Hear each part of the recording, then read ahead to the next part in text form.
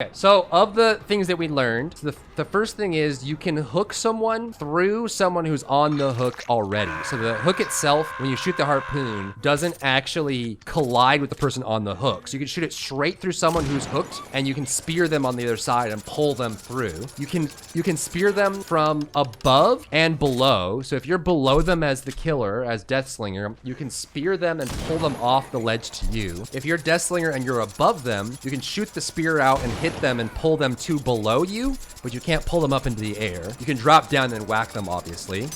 When you're in the middle of a spear and you spear someone, you can be blinded, but you won't be blind stunned. So because you can't, and which makes sense, right? Because if you can't turn your camera away from the person that you have speared. So if you were forced to look away and the flashlight came at you and you got stunned every time, people would just joke on you, right? They would just flashlight you constantly as soon as you spear, and it would be kind of like a meme. So you can get blinded, you can still pull, but you can't get flashlight stunned while you're pulling. You can shoot the spear over windows and vaults and pallets and all other world collision. You can pull them up to a window and whack them through the window. You obviously can't whack them through a pallet because it's too far away. If they're speared and it breaks, they get injured and they get deep wounds. So it's actually probably worth it to spear them on the other side of a pallet if they're at full HP, because you get the injured state and you'll get the deep wounds effect. But if they're injured already or they already have deep wounds, it's probably not worth it to spear. You can't shoot through walls. You can't shoot through generators.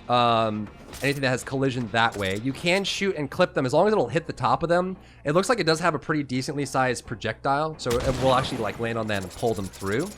You can get in the way to block it. Yeah, so a teammate can block you by getting away, although they have some collision sliding on it, so it actually slides around quite a lot. So it's kind of tough to deal with it that way. I'm just shocked you can shoot him through the hook. That's kind of crazy. I really like the Retribution Haunted Ground combo, because Retribution will reveal them when they cleanse a Hex Totem, and then the Haunted Ground will make it so they get one-shots. You can, as long as you can hook them, pull them in and one-shot them because they're exposed from the Haunted Ground. So I like that combo a lot. That's really cool. What else? Oh, if you get stunned by a pallet or something, so if you have them speared and you get stunned by a pallet, you will drop the spear and the person that was speared won't be injured. It doesn't count as a spear break. It actually just ends the animation and they don't get injured. So if you're pulling someone and someone pallets you as Deathslinger, you will drop the spear out of them and they won't take any damage. It'll just be a null. So it's actually a decent counter. However, flashlight stuns don't do anything with. So you won't be able to actually grab anything from the flashlight stun, although it will blind them, but doesn't really do that much because they're locked onto you. They can just keep pulling you all the way through, right? So that's kind of all it is. That's cool. Cool stuff.